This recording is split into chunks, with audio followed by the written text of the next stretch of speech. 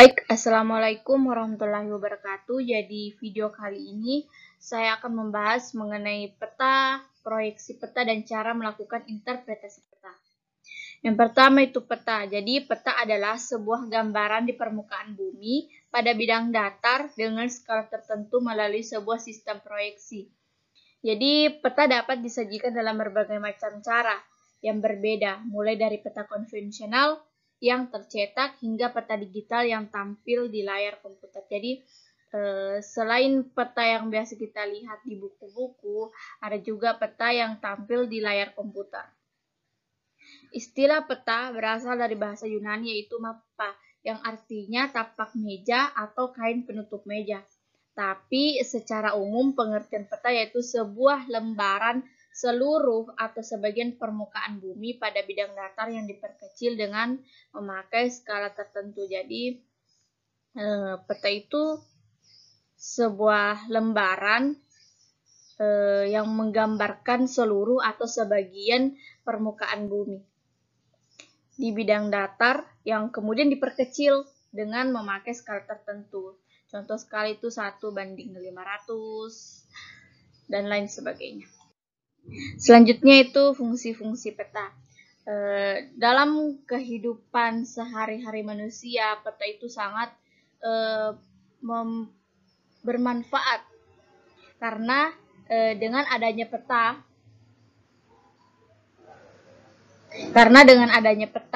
kita tahu, oh bentuk permukaan bumi ini seperti ini, oh bentuk sungai dari kejauhan seperti ini, oh bentuk lautan kalau dari kejauhan seperti ini.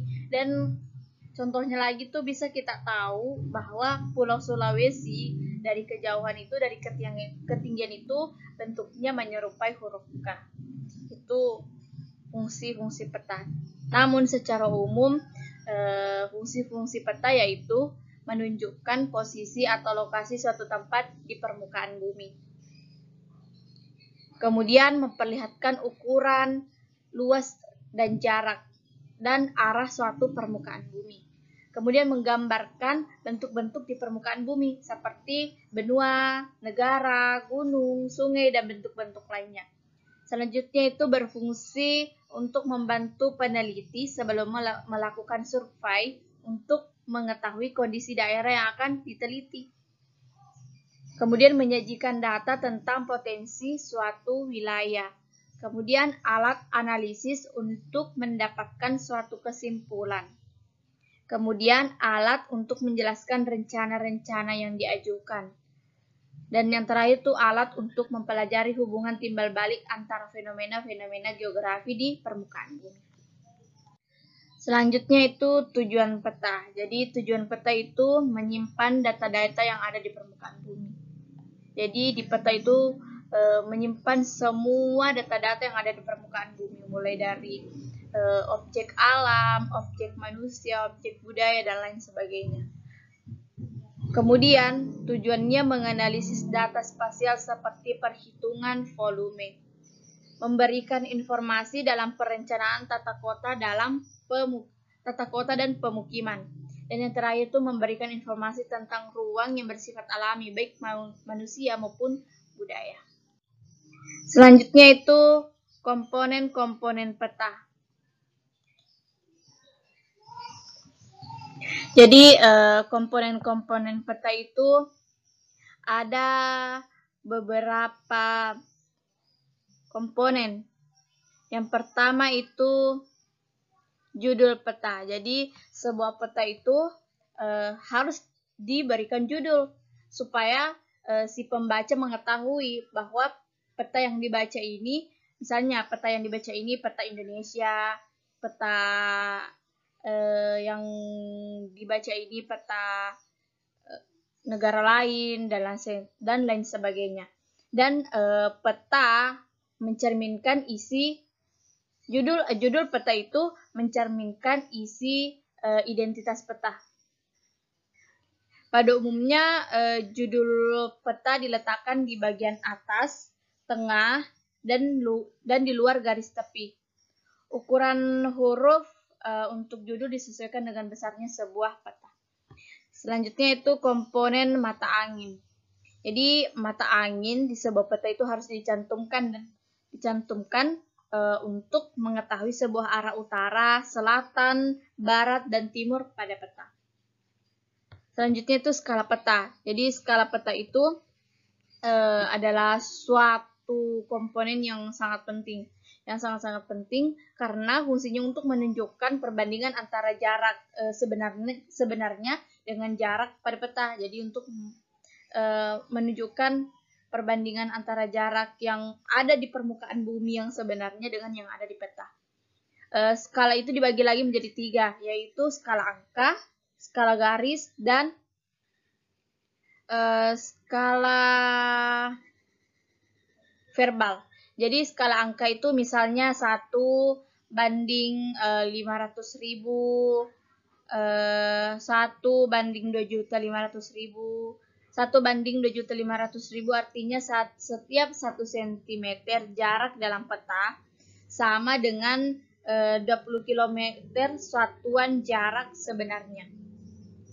Kemudian itu skala garis. Jadi skala ini dibuat dalam bentuk garis horizontal yang memiliki panjang tertentu dan tiap ruas berukuran 1 cm atau lebih untuk mewakili jarak tertentu yang diinginkan oleh pembuat peta.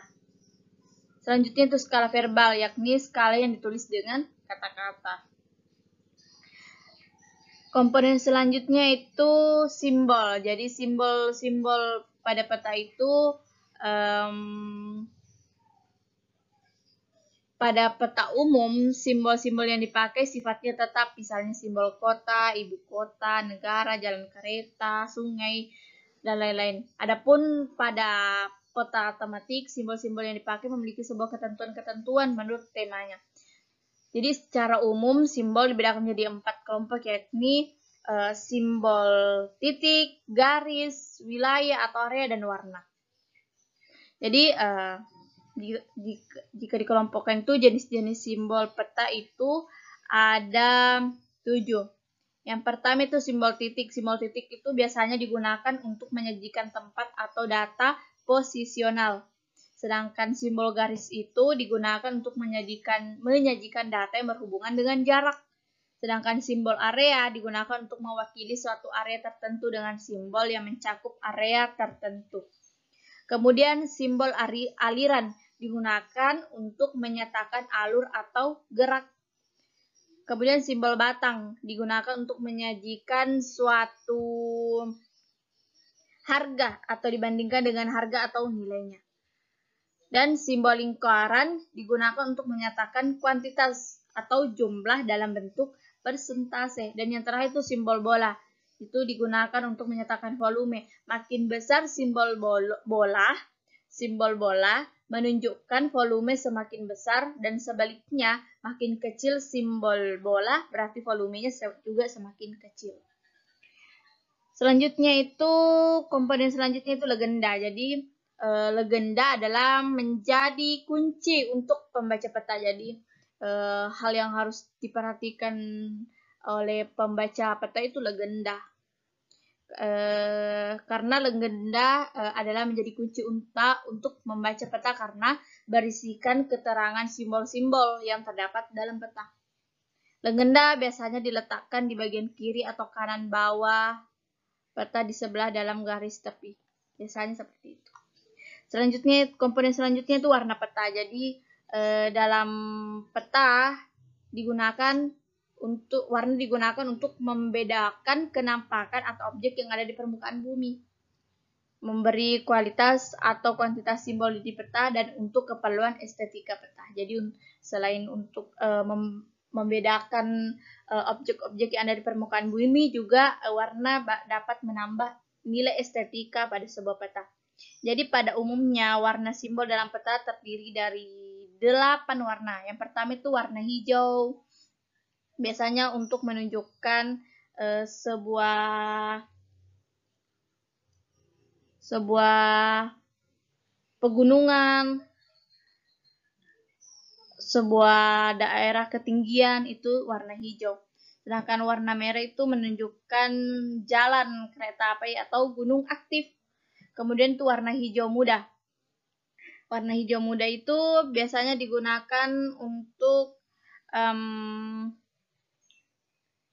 menunjukkan suatu daerah yang memiliki ketinggian antara 200 sampai 400 meter di atas permukaan laut. Kemudian tuh warna kuning menunjukkan suatu daerah yang memiliki ketinggian antara 500 sampai 100 meter di atas permukaan laut. Ada juga warna coklat muda. Jadi ada dua warna coklat muda dan coklat. Coklat muda itu untuk menunjukkan daerah yang mempunyai ketinggian antara 1000 sampai 1500 meter di atas permukaan laut. Sedangkan warna coklat itu menunjukkan daerah mempunyai ketinggian lebih dari 1500 meter di atas permukaan laut. Dan ada juga warna biru keputihan. Biru keputihan itu menunjukkan perairan seperti laut dan lain sebagainya. Kemudian ada juga warna biru muda. Jadi biru muda itu menunjukkan wilayah perairan laut yang mempunyai kedalaman antara 200 sampai 2000 meter. Ada juga warna biru tua itu untuk wilayah perairan laut dengan kedalaman lebih dari 2000 meter. Itu tadi warna-warna dalam peta. Komponen selanjutnya itu garis astronomis. Jadi garis astronomis itu terdiri atas garis lintang dan garis bujur. Garis-garis itu berguna untuk mengetahui sebuah posisi absolut suatu objek pada peta utama. Tanda-tanda koordinat garis-garis astronomis umumnya digambarkan dengan sebuah garis-garis pendek memotong garis tepi. Selanjutnya, komponen selanjutnya itu garis tepi. Tadi garis astronomis, sekarang garis tepi. Jadi garis tepi itu sebuah garis untuk membatasi ruang peta. Umumnya berbentuk persegi 4. Biasanya sih peta umumnya berbentuk persegi 4. Selanjutnya itu sumber peta. Jadi sumber peta perlu dicantumkan untuk meyakinkan si pembaca atau si pengguna bahwa peta tersebut berasal dari instansi atau lembaga yang berkompeten dalam pembuatan peta. Kemudian yaitu tahun pembuatan peta. Jadi tahun pembuatan peta itu berguna untuk mengetahui waktu peta itu dibuat. Tahun pembuatan peta ini penting untuk dicantumkan khususnya pada peta yang sifat datanya selalu mengalami perubahan. Selanjutnya itu inset. Jadi inset adalah peta kecil yang disisipkan di peta utama. Jadi biasa kita lihat itu ada peta, kemudian ada peta kecil lagi untuk memperlihatkan suatu tempat dalam peta tersebut seperti halnya dengan mensum. Jadi macam-macam inset itu ada inset penunjuk lokasi berfungsi untuk menunjukkan letak daerah yang belum dikenali. Kemudian ada inset penjelas berfungsi untuk memperbesar daerah yang dianggap penting. Kemudian inset penyambung berfungsi untuk menyambung daerah yang terpotong di peta utama. Selanjutnya itu lettering atau tipe huruf. Lettering berfungsi untuk mempertebal arti dari simbol-simbol yang ada. Jadi lettering juga mempunyai dua macam. Yang pertama itu objek hipsografi, ditulis dengan huruf tegak. Contohnya Surakarta. Objek hidrografi ditulis dengan huruf miring. Dan yang terakhir, komponen yang terakhir itu garis lintang dan garis bujur. Jadi garis lintang adalah garis yang melintang dari arah barat ke timur atau dari arah timur ke barat. Sedangkan garis bujur itu garis yang membujur dari arah utara ke selatan atau selatan ke utara. Itu tadi komponen-komponen peta. Selanjutnya itu kita membahas jenis-jenis peta. Jadi jenis-jenis peta itu di antara itu berdasarkan isinya ada peta umum dan peta khusus. Jadi peta umum adalah jenis peta yang menggambarkan kenampakan bumi baik fenomena alam atau budaya. Jadi peta umum lagi itu terbagi menjadi tiga jenis, yaitu peta topografi, peta korografi, peta dunia atau geografi. Yang kedua itu peta khusus atau peta tematik. Jadi peta khusus adalah jenis peta yang menggambarkan informasi dengan tema tertentu atau terkhusus. Jadi peta tematik ini adalah peta yang menggambarkan informasi dengan tema tertentu. Misalnya jika kita melihat peta penggunaan lahan, berarti itu termasuk dalam peta khusus atau peta tematik.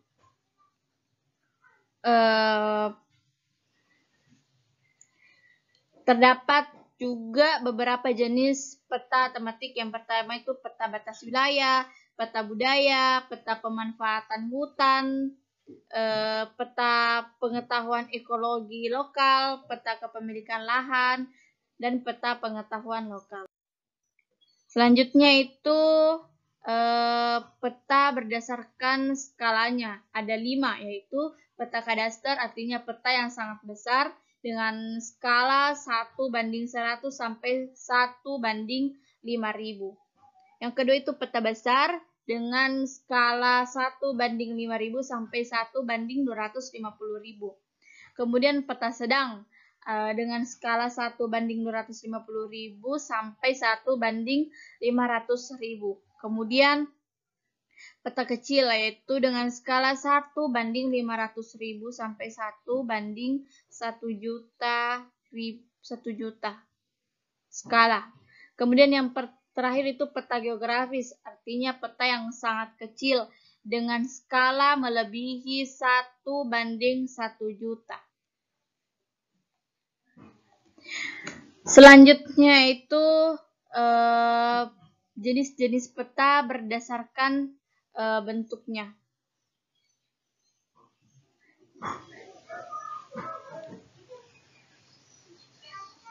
Jadi berdasarkan bentuknya itu terbagi lagi menjadi 5, yaitu peta datar atau peta 2 dimensi atau peta biasa atau peta planimetri. Kemudian ada peta timbul atau peta 3 dimensi atau peta stereometri. Kemudian ada peta digital, kemudian ada peta garis, dan kemudian ada peta foto. Selanjutnya itu kita masuk ke pembahasan proyeksi peta. Jadi proyeksi peta adalah cara memindahkan sistem paralel atau garis lintang dan meridian atau garis bujur berbentuk bola atau globe ke bidang datar atau peta. Jadi proyeksi peta ini itu memindahkan sistem paralel yang berbentuk bola ke bidang datar. Jadi memindahkan peta yang dari globe ke memindahkan bentuk permukaan bumi, memindahkan. Seperti artinya begini, proyeksi peta itu memindahkan sistem paralel dari globe ke peta. Jadi hasil pemindahan globe ke bidang datar ini akan menjadi peta. Pemindahan dari globe ke bidang datar harus diusahakan akurat agar kesalahan diperkecil sampai tidak ada kesalahan. Maka proses pemindahan harus memperhatikan syarat-syarat di bawah ini. Yang pertama itu bentuk-bentuk permukaan bumi tidak mengalami perubahan. Artinya harus tetap persis seperti pada gambar peta di globe bumi. Kedua itu luas permukaan yang diubah harus tetap. Dan yang ketiga itu jarak antara satu titik dengan titik lain di atas permukaan bumi yang diubah harus tetap. Bila diminta untuk memetakan seluruh permukaan bumi, maka akan dituntut harus tetap. Kemudian itu macam-macam proyeksi peta. Jadi proyeksi peta itu terbagi lagi menjadi 3. Yang pertama itu berdasarkan sifat asli yang dipertahankan. Berdasarkan sifat asli yang dipertahankan itu terbagi lagi menjadi 3, yaitu proyeksi ekuivalen adalah luas daerah dipertahankan sama. Jadi proyeksi ekuivalen adalah luas daerah dipertahankan sama. Artinya luas di atas peta sama dengan luas di atas muka bumi setelah dikalikan skala. Yang kedua itu proyeksi konform, artinya bentuk-bentuk atau sudut-sudut pada peta dipertahankan sama dengan bentuk aslinya. Dan yang ketiga itu proyeksi ekuidistan, artinya jarak-jarak di peta sama dengan jarak di muka bumi setelah dikalikan skala. Macam-macam proyeksi peta yang kedua itu berdasarkan kedudukan sumbu simetris. Terbagi lagi menjadi tiga, itu proyeksi normal, miring, transversal. Jadi proyeksi normal itu apabila sumbu simetrisnya berhimpit dengan sumbu bumi. Sedangkan proyeksi miring itu apabila sumbu simetrinya membentuk sudut terhadap sumbu bumi. Dan yang ketiga itu proyeksi transversal. Artinya apabila sumbu simetrinya tegak lurus pada sumbu bumi atau terletak di bidang ekuator. Proyeksi ini disebut juga proyeksi ekuatorial. Dan macam-macam proyeksi peta yang ketiga itu berdasarkan bidang asal proyeksi yang digunakan. Yang pertama itu proyeksi zenital atau biasa disebut dengan asimutal, yaitu proyeksi yang menggunakan bidang datar sebagai bidang proyeksinya. Kemudian yaitu proyeksi kerucut atau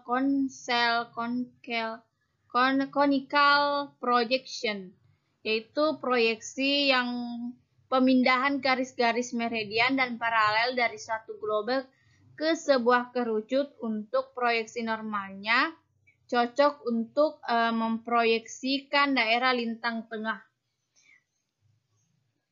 Kemudian itu proyeksi silinder, yaitu suatu proyeksi di permukaan bola bumi yang di bidang proyeksinya berbentuk silinder dan menyinggung bola bumi. Dan yang terakhir itu proyeksi gubahan, yaitu proyeksi-proyeksi dipergunakan untuk menggambarkan peta-peta yang kita jumpai sehari-hari, merupakan proyeksi atau rangka peta yang diperoleh secara perhitungan. Selanjutnya yaitu langkah-langkah menginterpretasikan peta. Jadi interpretasi peta adalah bagaimana kita memahami simbol-simbol yang ada pada peta serta hubungan dengan simbol-simbol lainnya. Peta umum adalah sebuah peta yang dibuat berdasarkan kenampakan umum. Jadi sebelum kita menginterpretasikan sebuah peta umum, yang perlu kita perhatikan yaitu yang pertama, siapkan peta umum yang akan diinterpretasikan.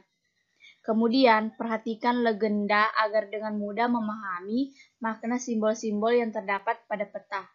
Kemudian, perhatikan persebaran data yang ada di wilayah pulau yang akan kita interpretasikan. Dan yang terakhir itu perhatikan tahun pembuatan peta untuk mengetahui apakah peta yang kita gunakan masih relevan atau tidak. Nah, setelah melakukan beberapa langkah tersebut, maka akan diperoleh data-data yang diperlukan dari peta tersebut. Misalnya sungai, pegunungan atau dataran tinggi, dataran rendah atau rawa, danau, gunung, kepulauan, laut, dan selat. Jadi itulah tadi penjelasan mengenai peta, proyeksi peta, dan langkah-langkah menginterpretasikan peta. Semoga bermanfaat. Lebih dan kurangnya mohon dimaafkan. Assalamualaikum warahmatullahi wabarakatuh.